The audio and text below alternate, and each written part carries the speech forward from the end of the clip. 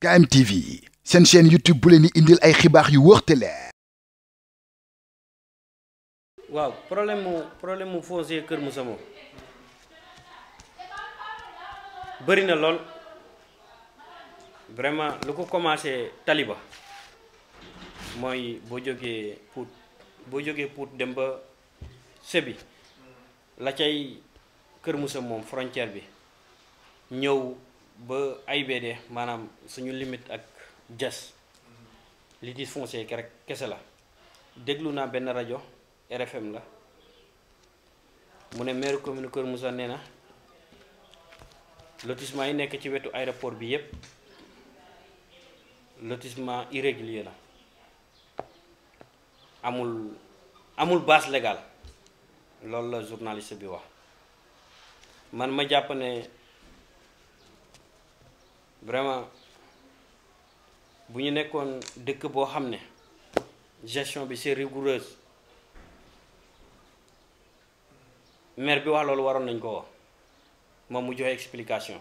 li muy wax nu mu demee wetu aéroport ñu def benn lotissement boo xam ne amul benn base légale maire bi la ñu war a njëkk woo parce que moom tamit yàlla dafa def suufu domaine national la moom lañ ko dénk mais li ma seetlu mooy bu fekkente ne suuf si day génnee xaalis ñoom ñu taxaw ne suufu domaine national la bu amee problème du ñu nangoo xam exemple 304 hectares yële ñu jox tubaab bi Frita Italia mu jox ko tubaab bi chaque at 30 avril 2019 jox nañ ko 40 millions pour indemnisation population yooyu 30 avril 2020 ñu jox ko 40 millions loolu 80 la 30 avril 2021 ñu jox ko 40 millions 4 fois 3 di 120 millions 30 avril 2022 bi dinañ ko jox 40 millions population bii tax ñu joxe xaalis boobu musul gis couleur xaalis bi man sax am naa chance pour la première fois 2019 bi ñu ko joxee chèque bi mois de mai mu tombé woon weeru koor comme nii mu woo ñu wax ñu ne signé na protocole bi tubaab bi jox na ko chèque gu 40 millions jox na ma chèque bi ma téye ko sama loxo ni parce que man maa nekkoon secrétaire collectif boobu mais tappale yooyu man dugguma ci bi ma xamee ne ñii def nañu loo xamante ne waa Kër Moussa surtout ñi nga xamante ne moom la terre boobu intéressé bu ñu ko xamee duñ leen ko Moussa baal ñuy réunion yi chaque jour réunion mais du dem ma toog di leen déglu parce que ñi ànd ak yow di réunion pour yëf yi jag amuñu volonté pour mu jag à la limite ñu toog di xaar bu ci defee lu mu ci warul def dégg naa ñoom ñuy commentaire ba mu ne waaw 40 millions yi moom war na ci am 10% mairie bi war na ci am 10% lu ci yoonu mairie bi indemnisation nit comme ni ñu indemniser waa aéroport bi comme ni ñu indemniser waa terre bi comme ni ñu indemniser waa autoroute bi ñu ne maire bi war na ci am 10 millions war na ci am 10% loolu dégg naa ko awma ci certitude parce que ki ko wax ñemut yegg ci man ak wax jooju 5 francs ba mu jël ko ci rek xaalis boobu 5 francs ba mu jël ko ci donc mu ngi ak xaalisu nit ñi bu ñu waxee suufu domaine national mu ne man la buy génne xaalis bu ñu waxee ne am na problème mu làqatu bu waxee ne wetu aéroport bi dañ ko morcelé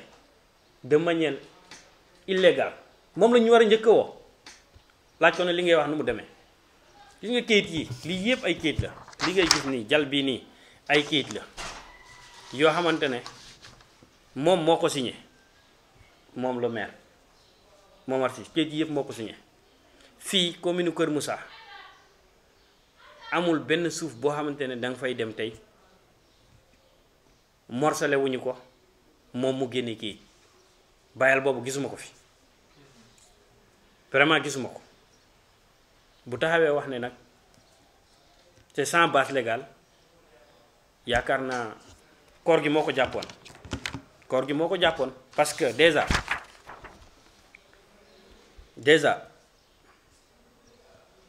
délibération numéro 9 arrondissement Kër Moussa conseil rural en date du 15 décembre 2007, approuvé par le sous-préfet, arrêté numéro 2, communauté arrondissement Keur Moussa, sous-préfecture, 2 janvier 2008, ñu ne dañuy aligné ci base de délibération boobu bu dee xamul luy base légale ci la ñu sukkandiku ci délibération bi ak ci approbation bi aligné tous les villages te moom kayit yi mu jox nit ñëpp mu ngi nii casier original kayit yi mu jox nit ñëpp lii la ci bind. Délibération numéro 9 arrondissement Keur Moussa conseil rural de Keur Moussa en date du 15 décembre 2007 approuvé par le sous-préfet, arrêté numéro 2 arrondissement Keur Moussa sous-préfecture de Keur Moussa 2 janvier 2008 mu ne amul base légale moom la ñu waroon njëkk a wax laaj ko li ngay wax ni nu mu demee. donc fii yëpp morcelé nañ ko waaye li ñu gis ci litige foncier ñu mën ko wax nii ni ma toogee am na yu bëri yu ñu xam mais bu ñu amul kayit duñ ci wax wala bu ñu ci amul preuve bu wóor bu tangible duñ ci wax mooy benn bi Abdou Aziz Diop ak jabaram Mame Zack Mbaye, benn bi muy Ndiogou, benn bi mooy carrière bu ñu jox Iron transfert une carrière de 5 hectares, benn bi mooy plateforme Africa Charles buy fiy jaay suuf ci benn programme bu ñu tudd dëkkuwaay. gis nga problème foncier yi yëpp à part carrière bi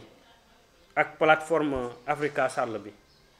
yëpp porté nañ ko à la connaissance des autorités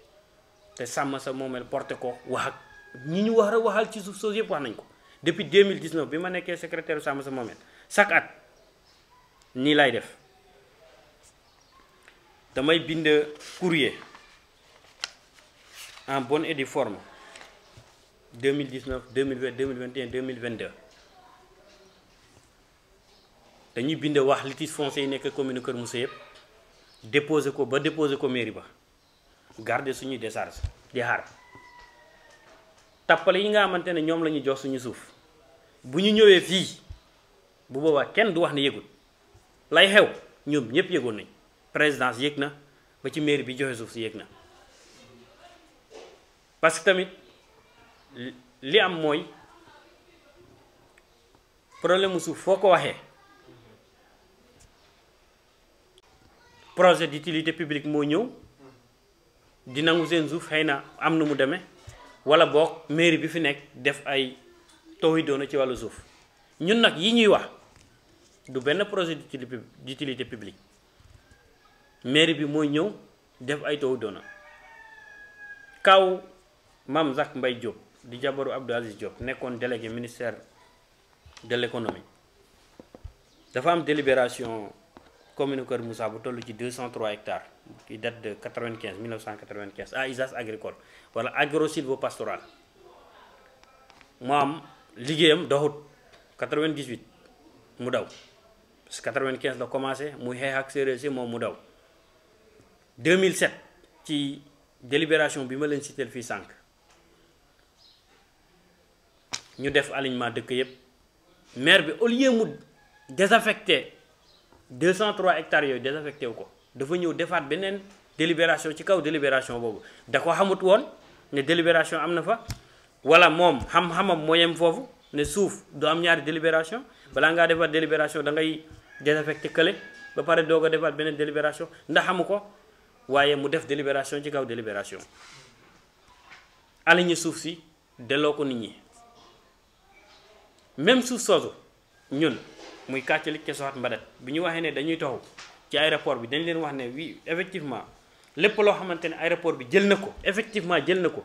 ci titre foncier aéroport pare nañu pour jóge fa mais li ñu dese ci suuf te duggul ci aéroport bi vraiment bëgg nañ fa dëkk parce que duñ fi jógee tamit keneen di ko jël comme yëf yi xeebaate la tàmbale woon wax naa la ko sànq ne dañu waxoon ne vous êtes une espèce en voie de disparition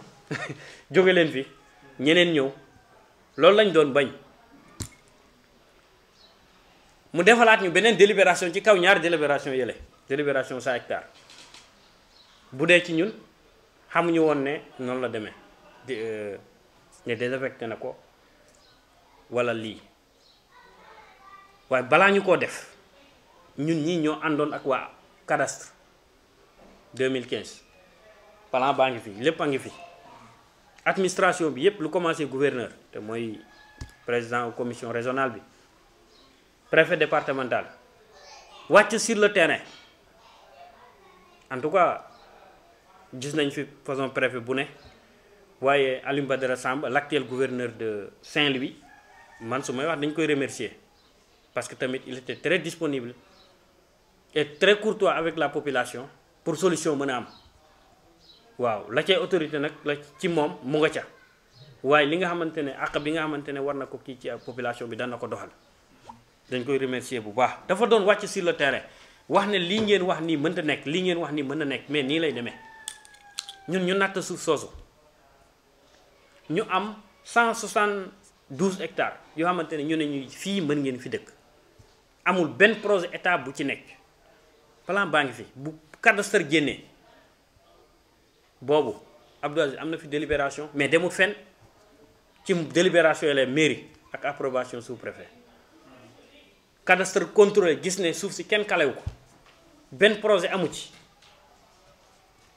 mun nañu maire réunion groupe opérationnel de Thiès defalal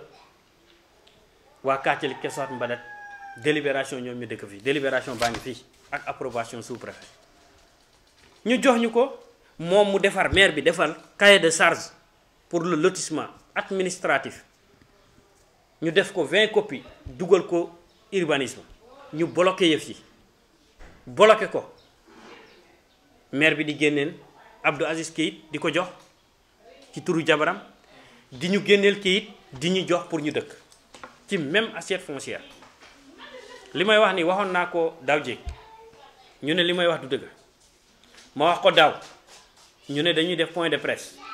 15 juillet daaw la ñu naroon def point de presse pour leeral mbiru suuf si ba léegi defuñu ko point de presse boobu ba léegi maire def ko lu mu ci laaj nag ñun ñu ngi toog di xaar yii yëpp wax nañ ko population bi am ñu gëm am ñu bañ a gëm mais bu fekkente ne moom taxaw na wax ne lotissement yi nekk ci wetu aéroport bi c'est sans base légale moom la ñu war a njëkk woo laaj ko kan moo ko def lotissement yooyu kan moo ko def yow suufu domaine national nekk sa loxo nga taxaw di wax ne sans base légale ñun de population suuf si nekk ci wetu aéroport bi ñun ñu dëkkee fi kayit buñ ci am moom moo ñu ko jox te fii lañ fas yéene dëkk de dégg nañ fi ay turu kilifa yu mag a mag a mag ci biir réew mi yoo xam ne ci li ñu wax Abdou Aziz moo leen jox dégg nañu diw am na 20 hectares diw am na 20 hectares diw am na 5 hectares diw am na nii gis nga wetu aéroport bi ñun de fii lañ juddoo xam nañ ne duñ fi dëkk ñun kese dana am yeneen sénégalais dana am sax yeneen étranger ñu fi am terre ñëw dëkk waaye nag jëlee ñu fi parce que yow tu es dans l'administration wala jege nga njiitu réew mi wala jege nga en tout cas yaa ngi ci état bi yaa ngi ci rouage kii bi am nga pexe pour mën a am kayit di nga am kayit de mais sur le terrain borne doo ko fa mus a teg te ku fi ñëw ñu jaare sa bakk suñu bakken loolu moom pare nañ ko parce que comme ñoom wax nañu carrément ne affaire bi xeex entre légitimité ak légalité la ñoom ñoo amee légalité état légalité la am nañu kayit yu wóor ne ñoom ñoo moomee suuf si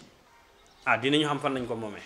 jënd ñu ko ñoom décret présidentiel déclassé forêt classée jox leen te bu doon forêt classée sax te loolu war nañ ci mën a wax forêt classée bii ñuy wax Sébikotane dafa ñëw ba fii fi nit ñi di dëkk mu ngi ci forêt classée nañu dem ci déclassé forêt classée boobu fu nit ñi mën a dëkk mënuñu am suñu dëkk xat ñu bëgg a dëkk ñeneen ñëw ñu leen di jox ay 20 hectares ay 22 hectares non c'est extraordinaire lii xew gox bii di commune Kër Moussa boobu problème mu njóogu lii la kii Abdou Aziz Diop ak jabaram njóogu lii aussi moom daje nañu ak kilifa bu mag démb boo xam ne moom moo dem ci moom njóogu lii ne dafa bëgg a waxtaan ak waa Sàmm Sa Moomeel ñu bàyyi ko mu liggéey suufam kilifa boobu da di koo xam ne gox bii di Kër Moussa yàgg na di fi dox di fay ay daay xam na boppam du ma citer tur parce que dafa am yëf yi fu mu toll ak fi ñu ko teg jox nañ ko cër bu baax a baax moo tax sax ñu dajeek moom ña ñëw ci ñun wax ne Ndiogou Ly nee na wala Aziz nee na ñu ne leen ñun waxuñu ak ñooñu nañu dem la ñu joxe ba ñu jox leen suuf fii ñu delloo leen ko bu fekkente ne dafa am ñu ñu jaay ñooñu nañ leen delloo seen xaalis parce que amuñu fi suuf xam nañ ne amuñu fi suuf kilifa boobu loolu rek moom moo ko mën a am wax nañu dégg nañ wax nañu ñun wax nañu ko moom dégg na lañ ko wax nag pare nañu pour loolu les services techniques le ministère de l'urbanisme ba ci le président de la république te moom la ñuy interpellé parce que moom moo taxaw AIBD immigration bi mu ne Kesoxaat Kàccelik Mbadat ñoom ñoo bàyyi seeni tool seeni kër ñu tabax ci aéroport bi wax leen njoko njal président Macky loolu la wax ñooñu nga waxoon dañ leen toxal suuf sañ leen joxoon maire bi fi nekk te ànd ak yow am na fu mu ko dugal waaw yéen a gën a yor les moyens pour nit loolu ba xam fan la dugg parce que ñun indi nañu fi IGE def na constat porté nañu plainte IGE porté nañu plainte OFNAC ba ci procureur de la République au niveau de Thiès jël nañu suñu avocat waaye dara avancé wul ñun nag ñu ngi xaar sur le terrain moom ah lu fa xew yéen la Descos ñëw na fii ne Ndiogou moom suuf si da koy liggéey Ndiogou indi bulldozer bëgg a dindi borne yoo xam ne samp nañ ko sur la base d'une délibération qui date de 2007 moom 2013 la am délibération ñu ne Aziz moo ko jox Aziz dafa amoon délibération da nga gis fu ñu désaffecté Aziz ba ñuy affecté Ndiogou Ly loolu te pexe yi mu def ba am suuf si am na lu ñu ci xam donc 481 parcelles yi mu wax ne moom la am fii te ñoom ci procès verbal bi ñu gis nga xam ne séddoo nañu suuf si ba pare organiser nañu seen réunion d'attribution des parcelles def nañ ko ba pare nañu xam ne suuf soosu dafa am borom te seeni borom ñu ngi fay tabax na état bi jóg balaa moo yàgg beneen bi mooy carrière bi ñu jox Iron transfert mu toll ci 5 hectares bi may wax sànq wax naa waxu désenclavement wax naa waxu yoon sëñ bi yow da ngay nekk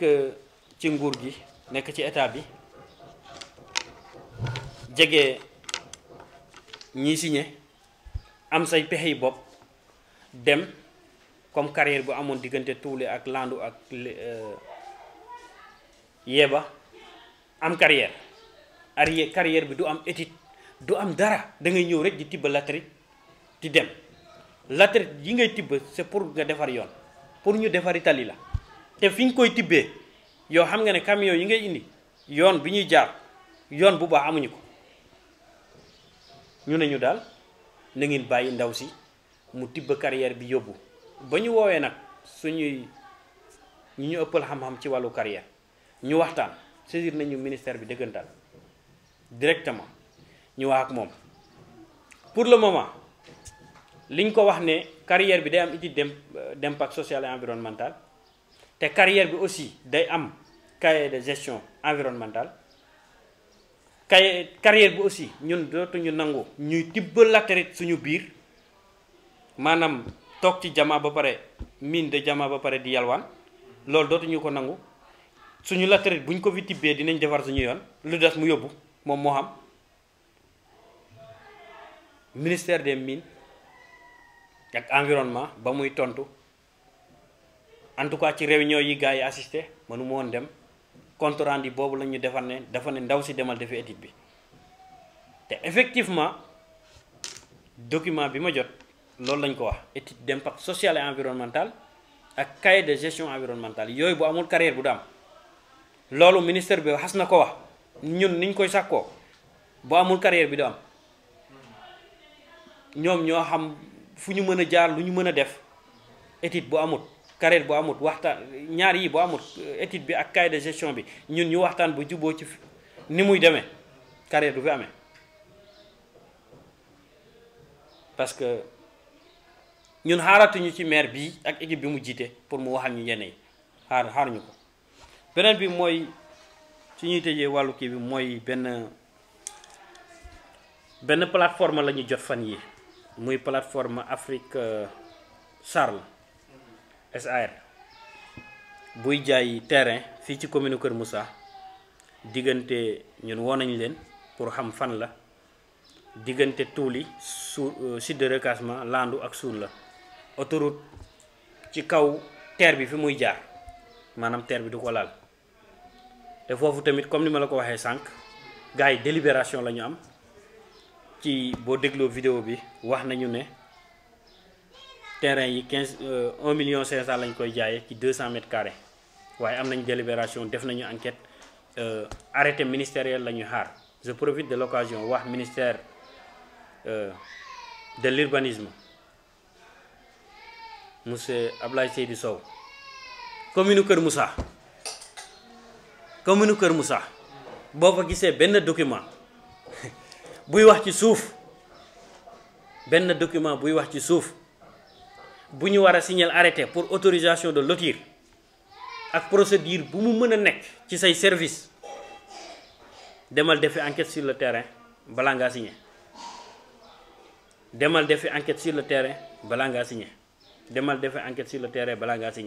boobu bu ko signer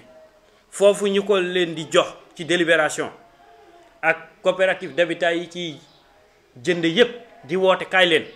suuf soosu nit ñi am nañ ci kayit yoo xam ne Momar moo ko signé sur la base d'une délibération qui date de 2007 approuvée par le sous-préfet en 2008 nit ñi jot seeni acte administratif depuis 2014 te c'est antidaté bu dul woon ni ñuy antidaté acte yi waroon nañu kayit yi jot depuis commune Kër Moussa fépp foofa gis borne am na plan am na acte administratif bu ñu jox boromam nay leer fii ñuy wax nii ci plateforme boobu dëkkuwaay ñu koy jaay artisan yi ci ay coow lay mujje ci ay histoire lay mujje donc dañuy attirer seeni attention fi may tëjee ci wàllu suuf commune Kër Moussa mooy restructuration bi dañuy defaraat kon moom moo wax ne amul woon base légale léegi day defaraat donc wut na base légale am ci kaw base légale bi ma wax sànq délibération yooyu ça date de 2018 yi ma gis bokk 2018 njóogu li déjà jox na ko délibération 2013 mu ñëw def délibération 2018 xëy na génnee na te bi njóogu li donc boo demee di wax ak njóogu li bu génnee bosam nga génnee sa bos bu datee 2018 c'est toi qui perds boobu jaru sax dem fa mbax na doonee benn parce que bosam moo jiitu sa bos et sa bos bu fekkente ne dafa tegu ci sa bosam sa bos est déjà illégal moom moo ko def yépp nag dañ leen di wax ne restructuration boobu bu leen jot nañ plan yi jot lépp terrain yi day dem entre 200 mètres carrés ak 300 mètres carrés restructuration bi lettre d'attribution yi comme yii acte administratif yi du moom oyof signature commercialisée du moom moo koy def waaye le receveur des domaines moo ko nar a def léegi ci terrain yi nar a génn ci restructuration bi daje nañu ak moom le receveur vraiment ni mu waxee ak ñun tamit am nañu yaakaar ne bu ñu toppee yoon boobu nit ñi dinañu am sécurité foncière parce que loolu rek moo tax ñuy dox que population commune Kër Moussa ñu am sécurité foncière lii nag dafa laale dëkk yépp man daje nañu ak nit démb mu ne dañ ko jox terrain xinin ñaari terrain moom xamul sax fu mu nekk xinin fu mu nekk xamu ko ab promoteur moo ko jox ci loo xam ne kat ci restructuration bi la bokk plan yi génn na kayit yi génn na lettre d'attribution yi te sur le terrain amul benn liggéey bu fa am lu tax morcellement yi mu doon wax ne amul base légale da ko bëgg a changer te morcellement yooyu dafa am lu ñu ko defaree woon dafa am ay protocole yu doxoon diggante promoteurs yi ak boromi tool yi te promoteurs yooyu ñoom ñoo doon couvrir mairie bi pour ne pas dire le maire yi ma gis protocole yi ma am ñenn ñi c'est 30 pour cent yi 20 pour cent yi promoteur bee ko moom 10 pour cent yi mairie bi moo ko moom mairie bi laa mën a wax parce que mooy institution te loolu tôt ou tard dinañ ko topp fan lay dugg 10 pour cent yooyu di jóge ci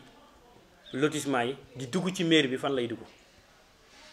ba population bi di joxe 30 pour cent ak promoteurs yi dañ leen waxoon ne dinañ leen indil kayit bu baax 10 pour cent yi ngeen may 20 pour cent yi ngeen may jox nii ak 10 pour cent yi nga xamante ne moo war a dem mairie ba ci lii la ñuy sukkandiku pour que affaire bi mujj lotissement bi jaar fee fu mu mën a jaar pour ngeen am kayit yoo xam ne vraiment da ngeen di am sécurité foncière loolu la ñu waxante woon ak population bi promoteurs yi nag bu ci dem dalay wax ne xam naa saway bu baax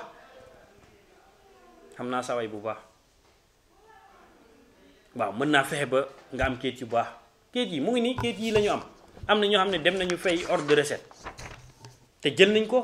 ñu ne kayit yi baaxul ñoom nee nañ kayit yi baaxul dañuy defaraat boobu nag ci lay wax dëkk yépp nag dëkk yi nekk commune Kër Moussa yépp te ñu bokk ci lii nañu laajte plan de restructuration seeni dëkk xam naa ne moom dëkk yépp jeunes yi nga xamante ne ñun ñoo ciy ànd ils sont tellement responsables nañu laajte protocole ak convention yi nga xamante ne muy maire bi muy promoteur yi muy arrêté ministère bi génn na te mu jëm ci seeni dëkk naxate bi dafa yàgg te dafa yomb beneen bi mooy nañu xam terrain yi ñu nar a defaraat wax naa ko sànq leen 200 à 300 mètres carrés nañu xam ban dimension la ak yan dimension ñoo nekkoon fii yi ñu nar a defaraat nii yan dimension la woon dafa yokkeeku wala dafa wàññeeku nombre de parcelles yi nga amoon ak yi nga nar a am dama leen dégg ñu ne kenn warul jaay suuf te ñoom ñoo koy jaay ku jaay suuf dañ la war a woo ñi wax yooyu ay wa terrain lañ dëkkee ba ku bëgg a jaay sax jox leen ñu jaay la ba pare ñu ne ku jaay suuf dañ la war a jàpp te ñoom ñoo wotal suuf si njëkk ñoom ñoo wax ne temps lay jar et c'est grave donc nañu xam dimension terrain yi nañu xam nombre bi nga amoon ak bi ngay amaat nañu xam aussi promoteur yi nga xamante ne ñëw nar a defaraat parce que am na nu ñu ko joxe xaalis ñu jox la benn superficie pour nga defaraat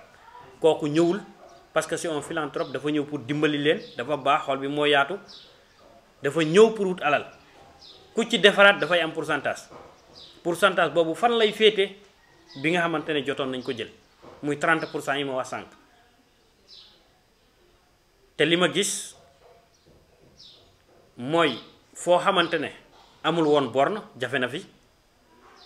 borom tool bi day génnewaat 30 pour cent bu fekkente ne boole nga ko ak 30 pour cent bële dafay nekk 60 pour cent xëy na tamit loolu techniquement ñoom dinañ ko expliquer